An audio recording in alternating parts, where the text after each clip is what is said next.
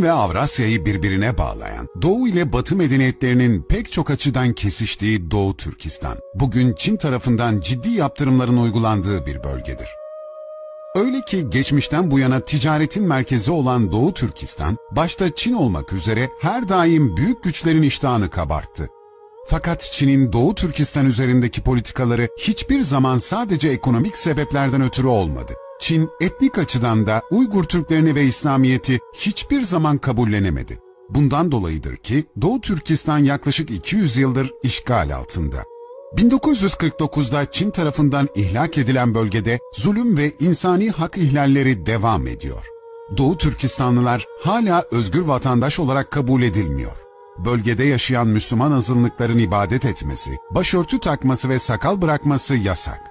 Yerlerinden edilenlerin toprakları işgal ediliyor. Yani Doğu Türkistan halkı uzun zamandır Çin tarafından ağır muameleler görüyor. Tıpkı geçmişte olduğu gibi bugün de Çin, Doğu Türkistan halkını asimile ederek bölgenin stratejik kaynaklarını ele geçirmek istiyor. Doğu Türkistan, dünyanın en büyük açık hava hapishanesi. Tellerle ve yüksek duvarlarla çevrili bu gördüğünüz alanlar Doğu Türkistan'daki toplama kampları. Çin'in tabiriyle eğitim kampları. Türk tarihinin en önemli soydaşlarından olan Uygur Türkleri bugün tarihten silinme tehlikesiyle karşı karşıyadır. Arapların haklarını savunduğumuz kadar öz Türk kardeşlerimizin haklarını yeterince savunuyor muyuz? Birçoğumuzun haritada bile yerini bilmediği Doğu Türkistan meselesinin aslı düşündüğünüzden çok daha acınası bir tabloya işaret ediyor. Zira ata topraklarında barış içinde özgürce yaşamayı arzulayan bu kadim halk, Çin tarafından sürekli olarak aşağılanıyor, sömürülüyor ve kimlikleri yok edilmeye çalışılıyor. Orada Uygur Türklerine karşı azınlık algısı yaratılıyor fakat aslında azınlık değil, tam aksine çoğunluktadırlar. 20 milyona yakın Uygur Türk'ü Doğu Türkistan topraklarının asıl sahibidir. Doğu Türkistan, Çin'in Avrupa ve Orta Asya pazarlarına açılan kapısı niteliğindedir. Bu yüzden Doğu Türkistan Çin için hayati önem taşımaktadır. Ayrıca Doğu Türkistan oldukça zengin yeraltı kaynaklarına sahip. İşte Pekin'in bölgedeki Uygur Türklerini sindirme çabasının asıl temelinde oradaki ekonomik çıkarları yatmaktadır.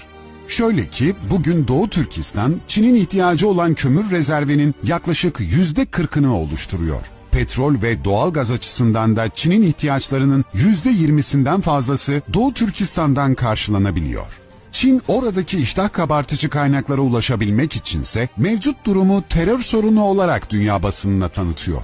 Örneğin geçtiğimiz yıllarda Çin bir takım figür karakterleri medyaya servis ederek Uygur Türklerinin IŞİD gibi örgütlere katıldığını iddia etmiştir.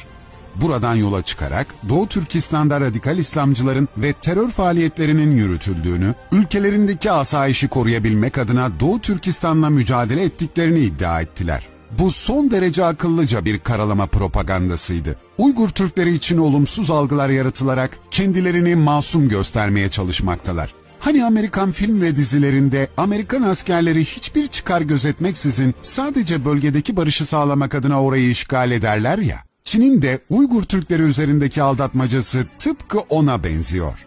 Bugün Çin'in Doğu Türkistan'a yönelik faaliyetlerine bakarsak, Doğu Türkistan'da Uygur Türkçesini eğitim dili kapsamından çıkardılar. Müslümanlar tarafından yaygın olarak kullanılan, dini değerler taşıyan düzinelerce isim yasaklanır. Bu isimler için Muhammed, Ayşe, Fatma, Sümeyye, Medine gibi isimleri örnek verebiliriz. Eğer ki bir Uygur Türk'ü kendini Çinli olarak görmezse, Çin devleti tarafından siyasi bir isyan anlamı taşımaktadır. Doğu Türkistanlı aileler fişlenerek Uygur Türkleri birer birer ortadan kaybolmaya başlar. 2018 yılında Birleşmiş Milletler tarafından paylaşılan uydu görüntülerinde Çin'in toplama kamplarında resmen insanları zorla çalıştırdığı ve hapsettiği ispatlanır. Oysa bu kampların varlığı 2018 yılına kadar hep inkar ediliyordu. O noktadan sonra ise bu kampları eğitim merkezi adı altında dünyaya yedirmeye çalıştılar. Sonrasında dünya basını bu kamplardan birkaçını ziyaret etmek istese de başarılı olamadılar. Uygur Türklerine bu kamplarda gönüllü ve ücretsiz olarak eğitim verdiklerini, insanların iş bulmasını ve topluma faydalı kimseler olmasını amaçladıklarını, oranın aslında okul olduğunu söyleyerek dünya basınının taleplerini geri çevirdiler. Okul adı altındaki bu hapishanelerin her bir köşesi geniş ve yüksek duvarlarla, üstleri de tellerle çevrili. İlgili kamplarda çok sayıda gardiyan oradaki isyanları önlemek için görevlendirilmiştir. Kamplardaki insanlar hiçbir şekilde ailelerinden haber alamıyorlar ve Çinli askerler hiçbir şekilde gazetecileri bölgeye yaklaştırmıyorlar. Hatta pek çok muhabirin kayda aldığı görüntüler ele geçirilip silinmiştir. Kamplarda sadece yetişkinler değil, çocuklar da tutuluyor. Amaç bu çocukları küçük yaşlarda beyinlerini yıkayarak tarihlerinden, dinlerinden ve milli duygularından koparmaktır.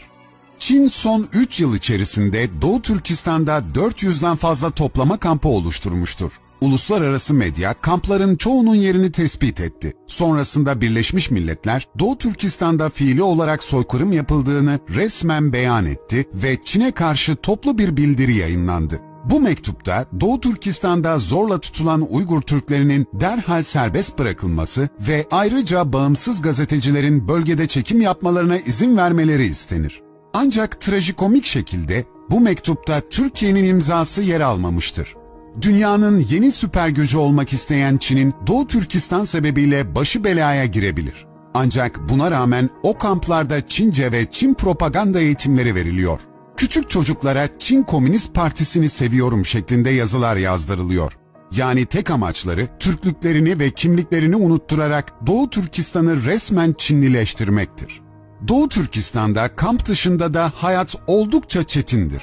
Doğu Türkistan'da yaşayan Çinliler hükümet tarafından yüksek maaşlarla işlere sokulurken Uygur Türkleri zor şartlar altında komik ücretlere çalıştırılıyorlar. Komünist Parti'ye yakın kimseler halkın arasına giriyor, istihbarat topluyor ve şüpheli gördükleri her Uygur Türk'ünü güvenlik görevlilerine bildiriyor.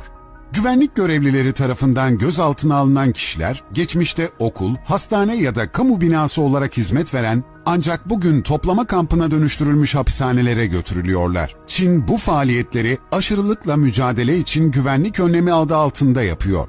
Bu nedenle insanlar kamplara gönderilmemek için Çin devleti tarafından istenen her şeye itaat etmek zorunda kalıyorlar. Ayrıca Çin her türlü iletişim aracını özel yazılımlarla kontrol ediyor. Yol ve caddelerde hemen her yerde yüz tanıyan kamera sistemleri yer alıyor. Orada dinlerini özgürce yaşayamıyorlar. Çin rejimi İslam dini için terk edilmesi gereken bir hastalık yakıştırması yapmaktadır. Dolayısıyla Doğu Türkistan'da ibadet özgürlüğü kavramından asla bahsedilemez. Yani Müslümanlara ve Müslüman olmak isteyenlere karşı dinsizleştirme, dinden soğutma çalışmaları uygulanıyor. İnsanların sakallarına bile karışıyorlar ve sakal uzatmayı suç teşebbüsü olarak görüyorlar. Uygur Türkleri ya Çin Komünist Partisi'ne itaat edip kurallara uyacak ya da toplama kamplarına gönderilecektir. Çin, yaşamakta olan Uygur Türklerini bir kenara bırakın, bu hayattan göçmüş olan Doğu Türkistan halkına da hiçbir suretle saygı duymuyor. Uydu görüntüleri sayesinde anlaşılıyor ki Çinliler Doğu Türkistan halkına ait mezar ve türbeleri de bir bir yıkmakta, o bölgelere başka yerleşimler dikmektedir. Camilerin sayısı ise her geçen gün azalıyor. Yani orada açıkça bir kültür yok ediliyor. Fişlenmekten korkan insanlar birkaç sene önce akın akın gittikleri camilere korktuklarından artık yanaşamıyorlar. Çünkü hala yıkılmamış olan camilerin çevresinde yüksek çözünürlüklü kamera sistemleri konuşlandırılmış. Bundan dolayı insanlar orada susturulmuş ve korkutulmuşlardır. Ellerindense hiçbir şey gelmemekte ve çaresizce denilenleri yapmaktalar. Tüm dünyanın gözü önünde Doğu Türkistan'da yapılan bu insanlık ayıbı nasıl durdurulabilir? İşin garibi Müslüman ülkeler bu konuda çıt çıkarmıyor. Suudi Arabistan, Çin'in iç işlerine karışamayız diyebiliyorken, Pakistan gibi devletlerse Çin'in yanındayız mesajı veriyorlar. Ayrıca Mısır gibi Müslüman devletlerde kendisine sığınan Uygur Türklerine sahip çıkmak yerine Çin'e iade etmeyi tercih ediyor. Kendi ülkemiz Türkiye ise söz konusu Araplar olunca tüm dünyada yeri yerinden oynatırken, mesele Türk toplumlarına gelince somut adımlarda bulunmayı bırakın tek bir söz bile etmiyor. Oysa Çin'in ekonomik çıkarlar uğruna hem Türklüğü hem de Müslümanlığı yerin dibine sokan bu eylemleri en başta Türkiye tarafından gündeme alınmalıdır. Doğu Türkistan meselesi asla sessiz kalmamalıdır. Her şeyden önce orada bir insanlık ayıbı yaşanmıştır ve yaşanmaktadır.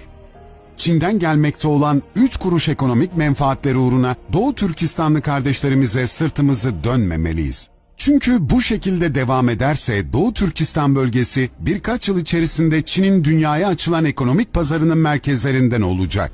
Yani Çin'in ekonomik bir süper güç olması için Doğu Türkistan'ın Uygur Türklerinden arındırılması Çin için büyük bir önem taşıyor. Sizlere kamplardaki yaşama maruz kalmış kimselerin sözlerinden demeçler vererek videoyu noktalayacağım. Orası bir cezaevi. Her hücrede ortalama 20 kişi var. Hiç kimse hakkındaki bir hükümden ya da yargı kararından dolayı orada tutulmuyor. Ayrıca hücrelerde hijyen yok. Bundan dolayı insanlar da hastalanıyorlar. Sorgulama sırasında ağır muameleler gördük. Ufacık hücrelerde çok sayıda insan bir arada tutulduk ve kimilerini intihara sürükleyen Komünist Parti rejiminin acımasız uygulamalarına maruz kaldık.